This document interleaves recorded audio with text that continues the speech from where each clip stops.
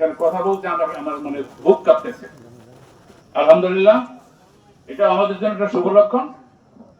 আমি দুইটা দাবি করতেছি। একটা দাবি হলো বিগত দিনে শহীদুল্লাহ কোন কাজের জন্য দেনা পাওনাটা আল্লাহর রাস্তে মাফ করে দিবেন সবাই।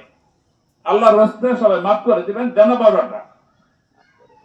আর 2 নম্বর কথা হলো জয়নগর ইউনিয়নের এখানে অনেক আলেম উপস্থিত, আর যারা উপস্থিত হইতে পারেন নাই, সবার কাছে একটা সবিনয় অনুরোধ, এই কাজী পদরার জন্য আল্লাহর রাস্তে আমাদের সকলের অনুরোধ, আপনারা কেউ করবেন না, ছাড় দিবেন। আর জেলা নেতৃবৃন্দ তো বলেই গেছে যে আমরা সর্বোচ্চ চেষ্টা করব। তারপরেও আমরা যদি কোনো রাজনৈতিক সামাজিক কোন সংগঠনের কোনোভাবে সহযোগিতা করা লাগে আমরা করবো ইনশাআল্লাহ। আমি সবার কাছে আমার নিজের জন্য দোয়া চাই, আমি সবার জন্য দোয়া করি, আল্লাহ যেন আমাদের সবাইকে মাফ করে দেয়। আসসালামু আলাইকুম ওয়া রাহমাতুল্লাহ।